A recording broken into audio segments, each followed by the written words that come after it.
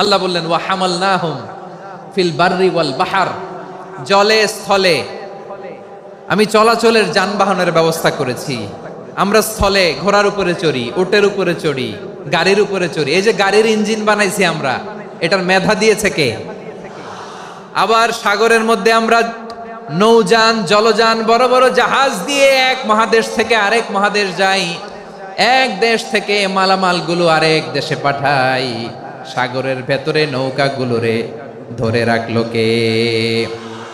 والفلك التي تجري في البحر بما ينفع الناس, মানুষের উপকার আছে এরকম সরঞ্জামাদি নিয়ে সাগরের উপরে বিশাল বিশাল জলযানগুলো চলে। এগুলো ডুবে যায় না, কাত হয়ে যায় না, পড়ে যায় না। এগুলোকে স্থিতিস্থাপকতাকে ঠিক করে রাখলো কে? সূরা আর রহমানে আল্লাহ তাআলা বললেন ওয়ালাহুল জাওয়ারিল মুনশাআতু ফিল বাহরি কাল আ'লাম ফাবিআইয়ি আলা, সবাই পড়েন ফাবিআইয়ি আলাই রাব্বিকুমা তুকাযযিবান।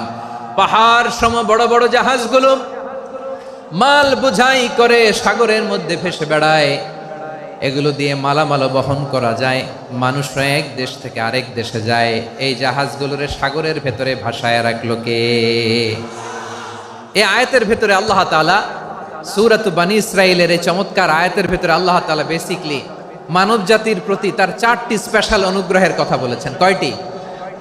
2টা বলে ফেলছি। 1 নাম্বার ওয়ালাকাদ কাররামনা বানি আদম, আমি বনি আদমের সম্মান বাড়াইছি। নাকি মুসলমানদের? নাকি মুসল্লিদের? কার সম্মান বাড়িয়েছি? বনি আদমের। তাহলে human dignity, the first part of the verse talks about the human dignity. 2 number অংশে আল্লাহ তাআলা বললেন ওয়া হামালনাহুম ফিল বাররি ওয়াল বাহার, স্থলে এবং সমুদ্রে আমি তাদের জন্য চলাচলের বাহন দিয়েছি। সুবহানাল্লাহ। তার মানে smooth movement on land and sea, জলে এবং স্থলে যাতে আমরা স্মুথলি মুভ করতে পারি আল্লাহ তাআলা দিয়েছেন। 3 নাম্বার আল্লাহ তাআলা বললেন ওয়ারাযাকনাহুম মিনাত তাইয়্যিবাত, মানুষের জন্য আমি পবিত্র রিজিকের ব্যবস্থা করেছি। জলে এবং স্থলে যত প্রাণী আছে সবগুলা প্রাণীকে রিজিক দেয় কে? আমাদেরকে রিজিক দেয় কে? সাগরের মাছগুলোকে, বড় বড় তিমি মাছগুলোরে রিজিক দেয় কে? রব্বুল আলামিন বলেন ওয়ামা মিন দাব্বাতিন ফিল আরদি ইল্লা আলাল্লাহি রিজকুহা ওয়া ইয়ালামু মুস্তাকাররাহা ওয়া মুস্তাওদাআহা কুল্লুম ফি কিতাবিম মুবিন। আল্লাহু আকবার। রব্বুল আলামিন বলেন ভূপৃষ্ঠে বিচরণশীল যত প্রাণী আছে সব প্রাণীগুলোকে আমি আল্লাহ আমার নিজের কুদরতে রিজিকের বন্দোবস্ত করি। তাহলে 1 নম্বরে আল্লাহ বললেন আমি বনি আদমের মর্যাদা বাড়ালাম। এরপরে বললেন স্থলে এবং সমুদ্রে চলাচলের জন্য যানবাহন দিলাম। 3 নম্বরে আল্লাহ বললেন পবিত্র রিজিকের ব্যবস্থা করে দিলাম। এরপরে আল্লাহ বললেন যত প্রাণী আছে, সৃষ্টি আছে, সবগুলার উপরে আমি মানুষকে শ্রেষ্ঠত্ব দিলাম। সুবহানাল্লাহ। তাহলে সবচেয়ে বেশি শ্রেষ্ঠত্ব মানুষের। কার? মানুষের। শুধু তাই নয় প্রিয় ভাইয়েরা, আকাশ এবং জমিনে যা কিছু আছে সবকিছু মানুষের জন্য, মানুষের কল্যাণে, মানুষের প্রয়োজনে, মানুষের বশীভূত করে সৃষ্টি করেছেন কে? রব্বুল আলামিন বলেন হুয়াল্লাযী খালাকা লাকুম মা ফিল আরদি জামিআ, এই জমিনের মধ্যে যা কিছু আমি আল্লাহ সৃষ্টি করেছি সব কিছু আমি মানুষের জন্য সৃষ্টি করেছি। পড়েন সুবহানাল্লাহ।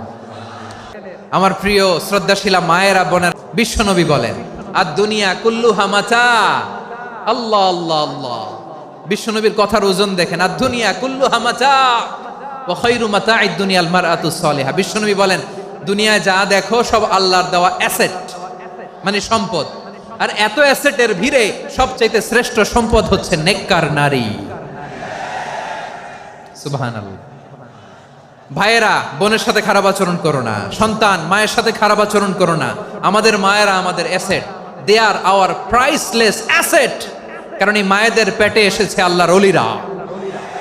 এই মায়েদের পেটে এসেছে খান জাহান আলী, এই মায়ের পেটে এসেছে শাহজালাল ইয়ামানি, এই মায়ের পেটে এসেছে আল্লাহর সব নবীরা। নাকি নবীরা আকাশ থেকে ধপ করে জমিনে নেমে আসছে? মায়ের পেটে আসছে। এই মায়ের পেটগুলো খনি। আমার সম্মানিতা মায়েরা, বোনেরা, নিজেকে ইসলাম দিয়ে সাজান, নিজেকে ইসলাম দিয়ে সাজান, নিজেকে পবিত্র রাখুন, নিজের আব্রু ইমান ইজ্জতের হেফাজত করুন, কোরআন পড়ুন, সুন্নাহ পড়ুন। আপনি জানেন না আপনার গর্ভে কে আসছে, কোন ক্ষণজন্মা পুরুষকে আল্লাহ তাআলা আপনার গর্ভে পাঠাবে আপনি জানেন না। মায়েরা, নিজেদেরকে পবিত্র রাখুন, ইসলাম চর্চা করুন, কোরআন চর্চা করুন, নৈতিকতা দিয়ে নিজেকে সাজান। যশোরের জেনজি, নিজেদেরকে প্রস্তুত রাখো আগামীর বাংলাদেশের জন্য। নৈতিকতা, মোরালিটি, ভ্যালিউজ দিয়ে নিজেকে সাজাও, ইসলাম দিয়ে নিজেকে সাজাও, কারণ আগামীর বাংলাদেশ ইসলামের বাংলাদেশ। কয়েকজন সাহাবীর জীবনী শোনাই। আবু মাহজুরা রাদিয়াল্লাহু তাআলা আনহু, মক্কার মুয়াজ্জিন, আগে ছিল মুশরিক, পরে হয়েছে মুমিন। উনি কিভাবে মুমিন হইলেন এই ঘটনাটা একটু আপনাদের শোনাতে চাই। আবু মাহজুরা রাদিয়াল্লাহু তাআলা আনহু কিভাবে মুসলিম হলেন, আওয়াজ করে শুনেন। হুনাইনের যুদ্ধ, ৮ম হিজরি, বিষ্ণু ঈসা ইসলাম হুনাইনের যুদ্ধ শেষে ফিরতেছেন। পথিমধ্যে বেলাল রাদিয়াল্লাহু তাআলা আনহু আজান দিচ্ছেন। কি দিচ্ছেন? তো পাশে ছিল মুশরিকদের একটা পল্লী, কিছু মুশরিক তরুণ, কিছু অমুসলিম কিশোর, তারা আজানকে ব্যঙ্গ করতেছে। আমাদের বাংলায় মুখ ভেঙ্গানো বলে আর কি। বেলাল রাদিয়াল্লাহু তাআলা আনহু আজান দিচ্ছেন, ওই বাচ্চাগুলো মুশরিক, তো ওরা আজানকে ব্যঙ্গ করতেছে, বিকৃতি করে ওরাও আজান দিচ্ছে। উদ্দেশ্য হচ্ছে আজানকে নিয়ে ঠাট্টা করা। উদ্দেশ্য কি? ঠাট্টা করা। ব্যাপারটা মনে কষ্ট পাওয়ার মতো ব্যাপার না? কিন্তু বিশ্বনবী ওইখানে দেখেন কি খুঁজলেন। বিশ্বনবী খেয়াল করলেন অমুসলিম কিশোরদের মধ্য থেকে একটা কিশোরের গলাটা বড় দরাজ গলা, কণ্ঠটা বড় সুন্দর। খেয়াল করে দেখলেন যে কিছু কিশোর বেলালের আজানকে ব্যঙ্গ করে, বিকৃতি করে, কিন্তু একজনের কণ্ঠ দেখতে পাচ্ছেন না এত দূরে, কিন্তু কণ্ঠটা বড় সুন্দর, দরাজ গলা। বিশ্বনবী সাহাবীদেরকে বললেন, ধরো এগুলারে, ধরো। সবগুলারে ধরে বিশ্বনবীর সামনে আনা হলো। ওরা হাঁটু গেড়ে বসলো। বিশ্বনবী বললেন, তোমাদের মধ্যে কে যেন ব্যঙ্গ করে আজান দিচ্ছিল, তার গলাটা বড় উঁচু, গলার বেসটা বড় মজবুত, মেলোডিয়াস, সুমধুর কণ্ঠ, কে? আবু মাহজুরা বলে, আমার বন্ধুরা সবাই আমার দিকে আঙ্গুল দেখায়, আমি পড়ে গেছি বিপদে। রাসূল সাল্লাল্লাহু আলাইহি ওয়াসাল্লাম বাকি অমুসলিম তরুণদেরকে ছেড়ে দিলেন, বললেন তোমরা যাও। এবার আবু মাহজুরারে পাইছে। আবু মাহজুরার চুলের মধ্যে হাত দিলেন বিশ্বনবী, মাথায় হাত দিয়ে বললেন, এবার আজান দাও দেখি। আবু মাহজুরা বলে, আমি তো আজান দিতে জানি না, কারণ আমি তো বেলালেরটা শুইনা দিছি, আমার তো মুখস্থ নাই, আমি তো আজান দিতে জানি না। বিশ্বনবী বললেন, জানো না? তাহলে আসো, আমি তোমারে শিখাই দেই। সুবহানাল্লাহ পড়েন। আবু মাহজুরা হাঁটু গেড়ে বসে, বিশ্বনবীর মোবারক হাত আবু মাহজুরার চুলের মধ্যে। বিশ্বনবী আজানের মুআল্লিম আবু মাহজুরাকে বলতেছে, ঠিক আছে তোমারে শিখাই দিচ্ছি, আমি যা যা বলবো আমার সাথে সাথে বলো, পারবা? আবু মাহজুরা বলে, পারবো। বিশ্বনবী আজান দিচ্ছেন, মাথায় হাত দিয়ে, আল্লাহু আকবার, আল্লাহু আকবার। আবু মাহজুরা এই বাক্যটা পড়লেন। বিশ্বনবী দ্বিতীয় বাক্য পড়তে আরম্ভ করলেন, আল্লাহু আকবার, আল্লাহু আকবার। আবু মাহজুরা এই বাক্যটাও বললেন। বিশ্বনবী আবু মাহজুরার মাথার মধ্যে হাত দিয়ে তৃতীয় বাক্য বললেন, আশহাদু আল্লা ইলাহা ইল্লাল্লাহ।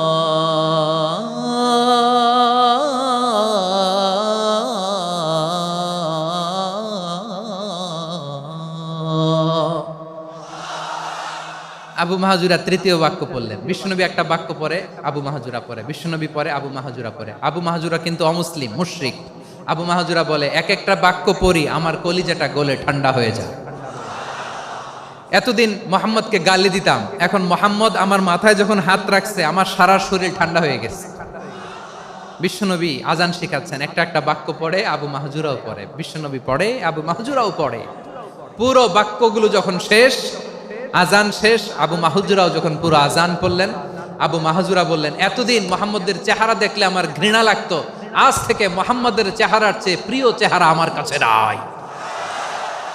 আবু মাহজুরা বললেন, ও মুহাম্মদ, আজানের বাক্য তো আপনি আমারে শেখালেন, এখানেই শেষ করবেন না, আপনি আমারে পড়ায় দেন, লা ইলাহা ইল্লাল্লাহু মুহাম্মাদুর রাসূলুল্লাহ সাল্লাল্লাহু আলাইহি ওয়াসাল্লাম। বিশ্বনবীর সাথে দাঁড়িয়ে উনি শাহাদা পড়ে মুসলমান হয়ে গেলেন। এবার আবু মাহজুরা বলে, ইয়া রাসূলুল্লাহ, ইয়া হাবিবাল্লাহ, আমি মুমিন হয়েছি, মুসলমান হয়েছি, আপনার কাছ থেকে আজান শিখার সৌভাগ্য আমি লাভ করেছি গো নবী। আমার কণ্ঠের বড় তারিফ করেছেন, আপনি আমার আজানকে আপনি পছন্দ করেছেন। একটা জিনিস আপনার কাছে চাই, আপনি আমাকে মক্কার মসজিদুল হারামের মুয়াজ্জিন হিসেবে অ্যাপয়েন্ট করে দে। বিষ্ণু ইসলাম বললেন, যাও আবু মাহজুরা, আমি তোমাকে পৃথিবীর শ্রেষ্ঠতম মসজিদ মক্কার মসজিদুল হারামের মুয়াজ্জিন হিসেবে অ্যাপয়েন্ট করে দিলাম। দেখছেন কিভাবে ট্যালেন্ট হান্টিং করতে হয়, কিভাবে হিউম্যান রিসোর্স মানব সম্পদকে ব্যবহার করতে হয়। আসছিল আজানকে ভেঙাইতে, আসছিল কেন? আজানকে ব্যঙ্গ করার জন্য, বিকৃত করার জন্য। আজানকে বিকৃত করতে যে ইসলামের সবচেয়ে শ্রেষ্ঠ মসজিদের মুয়াজ্জিন হয়ে গেল। পড়েন সুবহানাল্লাহ। বিশ্বনবী যখন সাইয়েদনা আবু মাহজুরা রাদিয়াল্লাহু তাআলা আনহুকে আজান শিখাচ্ছিলেন, বলেন তো বিশ্বনবীর হাতটা কোথায় ছিল? আবু মাহজুরার মাথার সামনে, এই চুলের উপরে ছিল।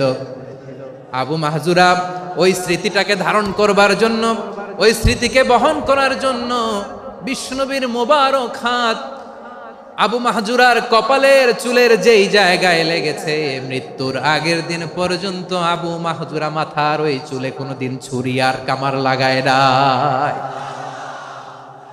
সেখানে কেচি লাগায় নাই, চুলের মধ্যে খুর লাগায় নাই। আবু মাহজুরা ডান দিকের চুল কাটতো, বাম দিকের চুল কাটতো, পেছনের চুল কাটতো, সামনের চুল কাটতো না। আবু মাহজুরা রাদিয়াল্লাহু তাআলা আনহুর সামনের চুলগুলো বড় হতে হতে যখন এত বড় হয়ে যায়, তিনি চুলগুলো পেঁচিয়ে মাথার মধ্যে রাখতেন, তারপরে তিনি পাগড়ি পরতেন। সবাই জিজ্ঞেস করতো, আবু মাহজুরা, এটা আবার কেমন স্টাইল? দেখতে তোমারে কি বিদঘুটে লাগে? কেমন অড লাগে, কেমন খারাপ দেখা যায়। মক্কায় এমন কোন মানুষ তো দেখি নাই, ডানে চুল কাটে, বায়ে চুল কাটে, পেছনে চুল কাটে, সামনে কাটে না। ওরে আবু মাহজুরা, কেমন দেখা যায় তোমারে? তুমি সামনের চুল কাটো না কেন? আবু মাহজুরা বলে, আমি হাঁটু গেড়ে পেয়ারা নবীর সামনে বসেছিলাম, আমার এই মাথার চুলের মধ্যে মুবারক হাত লাগিয়ে বিশ্বনবী নিজে আমাকে আজানের প্রতিটা বাক্য শিক্ষা দিয়েছেন। বিশ্বনবীর মোবারক হাত, পবিত্র হাত আমার মাথার চুলের যেই জায়গায় লেগেছে, আমি চাই ওই চুলগুলা নিয়ে আমি আমার কবরের ভিতরে যাব। সাইয়েদনা আবু মাহজুরা রাদিয়াল্লাহু তাআলা আনহু ইন্তেকালের আগের পর্যন্ত মাথার সামনের চুলগুলা কাটে নাই। যায়েদ বিন সাবিত রাদিয়াল্লাহু তাআলা আনহু নাম শুনেছেন? বিশ্বনবী দেখলেন মদিনার এই আনসারী সাহাবী, হাইলি ট্যালেন্টেড, ইন্টেলেকচুয়াল, মেরিটোরিয়াস, জ্ঞানের প্রতি তার আকর্ষণ, মারাত্মক আকর্ষণ। বিশ্বনবী তাকে দায়িত্ব দিলেন, কোরআন যা নাজিল হয় তুমি লিখো, কাতিবুল ওয়াহি বানায় দিলেন। সুবহানাল্লাহ। যায়েদ বিন সাবিতরে আবার আজান শিখান নাই, কারণ তার মধ্যে বিশ্বনবী প্রতিভা দেখেছেন, একাডেমিক প্রতিভা। বিশ্বনবীর একাডেমিক প্রজেক্টগুলো তিনি হ্যান্ডেল করতেন। যায়েদ বিন সাবিত ছিল বিশ্বনবীর ব্যক্তিগত সচিব। বিশ্বনবীর ইন্তেকালের পরে সাইয়েদনা আবু বকর রাদিয়াল্লাহু তাআলা আনহু যখন খলিফা হয়ে আসলেন, কোরআনকে সংকলনের দায়িত্ব দেয়া লাগবে, কোন সাহাবীকে দিবেন? সব সাহাবারা মিলে পরামর্শ করলেন। সাইয়েদনা আবু বকর, ওমর সবাই মিলে বিশাল কোরআন সংকলনের গুরু দায়িত্ব বিশ্বনবীর ব্যক্তিগত সচিব, বিশ্বনবীর দুভাষী, বিশ্বনবীর সিলেক্ট করাই লোক যায়েদ ইবনে সাবিত রাদিয়াল্লাহু তাআলা আনহুকে দিয়েছে। কোরআনের কপি তো আজকে এখানে রাখে নাই। এই যে আজকের যে কোরআন পড়েন, এটা আগে এরকম ছিল না। কোরআন নাজিল হলে সাহাবারা চামড়ার, ওটের চামড়ায় লিখে ফেলতো, ওটের চ্যাপ্টা হাড্ডির মধ্যে লিখে ফেলতো, গাছের গুড়ির মধ্যে লিখে ফেলতো। বিভিন্ন জনের কাছে ছড়ানো ছিটানো ছিল। আবু বকর রাদিয়াল্লাহু তাআলা আনহু একসাথে করলেন, পরবর্তীতে উসমান রাদিয়াল্লাহু তাআলা আনহু একসাথে করলেন 114 সূরার। এখন এই মুসহাফ, এই কম্পাইলেশন, এই কপি আমরা পেয়েছি, যার হিউজ কন্ট্রিবিউশন ছিল। এই পুরো কোরআন কম্পাইলেশনের প্রজেক্ট ম্যানেজার ছিল যায়েদ বিন সাবিত রাদিয়াল্লাহু তাআলা। কোরআন কম্পাইলেশনের প্রজেক্ট ম্যানেজার, দেখেন উনারে মাথায় হাত দিয়ে আজান শিখায় নাই, সুবহানাল্লাহ কইবেন না? তাহলে প্রথম সাহাবী আবু মাহজুরাকে মুয়াজ্জিন বানাইলেন, যায়েদ বিন সাবিতকে ব্যক্তিগত সচিব আর দোভাষী বানালেন, মুসআব ইবনে উমাইর রাদিয়াল্লাহু তাআলা আনহুকে ইসলামের প্রথম অ্যাম্বাসেডর বানালেন। তাহলে তৃতীয় নাম্বার একজন সাহাবীর নাম বলছি, মুসআব ইবনে উমাইর। মুসআব কি নাম? মুসআব কি নাম? He was the first ambassador in Islam. ইসলামের প্রথম ডিপ্লোম্যাট, প্রথম কূটনৈতিক, ইসলামের প্রথম কূটনৈতিক, ইসলামের প্রথম ডিপ্লোম্যাট, প্রথম অ্যাম্বাসেডর মুসআব ইবনে উমাইর। মক্কার তরুণ যুবক, উনি পারফিউম লাগাইলে মানুষ দেখলেই বুঝতো এটা মুসআব লাগাইছে। এমন ড্যাশিং ফেসের ছিল, এমন স্মার্ট ড্যাশিং ফেস, এমন পার্সোনালিটির মানুষ ছিল মুসআব রাদিয়াল্লাহু তাআলা আনহু। কারণ যিনি ইসলামের স্পোকম্যান হবেন, মুখপাত্র হবেন, তার স্মার্ট হওয়ার দরকার আছে না নাই? আকাবার প্রথম শপথ যখন হলো, তাদের সাথে বিষ্ণু ঈসা ইসলাম মদিনাতে একজন মুখপাত্র পাঠালেন, ডিপ্লোম্যাটকে পাঠালেন, অ্যাম্বাসেডর অফ ইসলাম। তিনি হচ্ছেন মুসআব ইবনে উমাইর। পড়েন সুবহানাল্লাহ।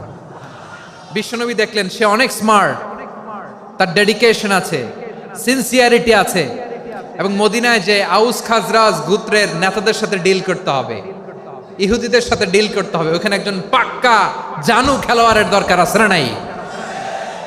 মুসআব ইবনে উমাইর রাদিয়াল্লাহু তাআলা আনহু, ওনাকে বিষ্ণু ঈসা ইসলাম চুজ করলেন।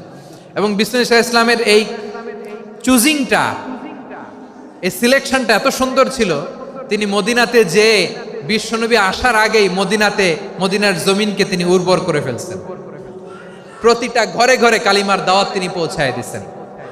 জুমার বিধান নাজিল হয়েছে, কিন্তু মক্কায় পরিবেশ নাই জুমা পালনের। বিষ্ণু ঈসা ইসলাম একজনকে দিয়ে খবর পাঠালেন, যাও মদিনায় মুসাবকে যে বলো, মুসাব তো আমার শিক্ষক, আমার স্পোকম্যান, মদিনাতে যেন তারা জুমা কায়েম করে। বিশ্বনবীর আগেই মুসাব মদিনার মুসলিমদেরকে নিয়ে মদিনায় প্রথম জুমা কায়েম করে ফেলছে। কোন সুবহানাল্লাহ। আব্দুল্লাহ ইবনে আব্বাস রাদিয়াল্লাহু তাআলা আনহু, বিশ্বনবীর কাজিন, চাচাতো ভাই। আবার মাইমুনা রাদিয়াল্লাহু তাআলা আনহু, মাইমুনা নবীর স্ত্রী, তিনি ছিলেন আব্দুল্লাহর আপন খালা। তো নবীর বউ যদি ওনার খালা হয়, নবী তার কি? বুঝে নাই, নবী তার কি? খালু। তাহলে সম্পর্ক অনেক গভীর, কাজিন আবার খালু, ছোট্ট মানুষ, তাই রাতে মাঝে মাঝে ঘরে থাকতো। বিশ্বনবী দেখলেন আব্দুল্লাহ যেহেতু আমার ঘরে ঢুকতে পারে, আব্দুল্লাহরে এই উম্মতের বড় শিক্ষাবিদ বানাইতে হবে। কথা বোঝে নাই? আব্দুল্লাহকে কি বানাইতে হবে? শিক্ষাবিদ, এডুকেটর অফ দিস উম্মাহ, এই উম্মার শিক্ষাবিদ বানাইতে হবে। তাই আব্দুল্লাহ ইবনে আব্বাসকে বিশ্বনবী হাতে কলমে শিক্ষা দিয়েছেন। সাহাবীদের নামগুলো মনে থাকবে? এক নম্বরে আবু মাহজুরা, মুয়াজ্জিন বানাইছেন। যায়েদ ইবনে সাবিত, দোভাষী, ট্রান্সলেটর অফ প্রফেট, এবং তিনি ছিলেন বিশ্বনবীর ব্যক্তিগত সচিব। Musab ibn Umair, the first ambassador and diplomat of Islam. Abdullah ibn Abbas, এই উম্মার সবচেয়ে বড় এডুকেটর, শিক্ষাবিদ। আরেকজন ছিল আব্দুল্লাহ ইবনে মাসউদ রাদিয়াল্লাহু তাআলা। দুই আব্দুল্লাহ, আব্বাস গেল, আরেকজন হচ্ছে মাসউদ। মক্কার তরুণ, ছাগল পালতো মুশরিকের বিশ্বনবী আর আবু বকর রাদিয়াল্লাহু তাআলা আনহু একবার গেলেন, যে দেখে এই তরুণ দাঁড়ায় আছে। বিশ্বনবী বলেন, আমি খুব ক্ষুধার্ত, তোমার কাছে কি দুধ আছে ছাগলের? আব্দুল্লাহ ইবনে মাসউদ বলে, আছে। ওয়ালাকিন আনা মুতামান, কিন্তু যে দুধ আছে এটা আমানতের, আমি দিতে পারবো না। বিশ্বনবী এইটা শুনেই তার টার্গেট করে ফেলছে। আনা মুতামান, দুধ আছে কিন্তু এটা আমার মালিকের, আমি তো দরদ দেখায় আমার মালিকের দুধ আপনি পথিক, আপনারে দিতে পারি না। বিশ্বনবী টার্গেট করে ফেলছেন, এরে আমার কাজে লাগাইতে হবে। বিশ্বনবী বললেন, আচ্ছা ঠিক আছে, দুধ দিও না, কিন্তু এমন ছাগি আছে কিনা যেই ছাগির সাথে কোনো ছাগলের মিলন হয় নাই, তার ওলানে দুধও আসে নাই, বাচ্চাও নাই, এরকম ছাগির থেকে যদি আমি দুধ খাই তাহলে তো সমস্যা নাই। বলতেছে, এরকম ছাগির থেকে দুধ খাইলে সমস্যা নাই, কারণ এরকম ছাগির ওলান থেকে দুধ আসবেও না। বলতেছে, ঠিক আছে, এরকম একটা ছাগি নিয়ে আসা হলো। বিশ্বনবী বিসমিল্লাহ বলে ওই ছাগির ওলানে হাত দিলেন। হাত দিতে দেরি, পুরো ওলানটা দুধে ভরে যেতে দেরি হয় না। বিশ্বনবী আর আবু বকর রাদিয়াল্লাহু তাআলা আনহু দহন করে পেট ভরে খেলেন। এই দৃশ্য আব্দুল্লাহ ইবনে মাসউদের হৃদয়ে দাগ কাটলো। এই মুআজিজা দেখে তিনি বললেন, আশহাদু আল্লা ইলাহা ইল্লাল্লাহ ওয়া আশহাদু আন্না মুহাম্মাদুর রাসূলুল্লাহ। তিনি ষষ্ঠ মুসলিম ছিলেন, 6 নম্বর মুসলমান। ওনাকে টার্গেট করে বিশ্বনবী দেখলেন এমন ইন্টেলেকচুয়াল ব্রেন, উনি সূক্ষ্ম সূক্ষ্ম জিনিস বুঝে বেশি, ফিকহি জ্ঞান ওনার মধ্যে বেশি। বিশ্বনবী ওনাকে কোরআনের জ্ঞান শিক্ষা দিতে লাগলেন। উনি বিশ্বনবী সবার কাছে কোরআন শোনায়, কিন্তু বিশ্বনবী নিজে আব্দুল্লাহ ইবনে মাসউদের কাছ থেকে কোরআন শুনতো। বিশ্বনবী একবার বললেন, ইকরা আলাইয়া ইয়া মাসউদ। ইবনে মাসউদ একবার শোনাও তো কোরআন দেখি। আব্দুল্লাহ ইবনে মাসউদ বলে, আকরাউ আলাইকা ওয়া আলাইকা উনজিল। নবী, আপনার উপর কোরআন নাজিল হয় আর আমি আপনার সামনে কোরআন পড়ব। বিশ্বনবী বললেন, ইন্নী উহিব্বু আন আসমাআহু মিন গায়রি।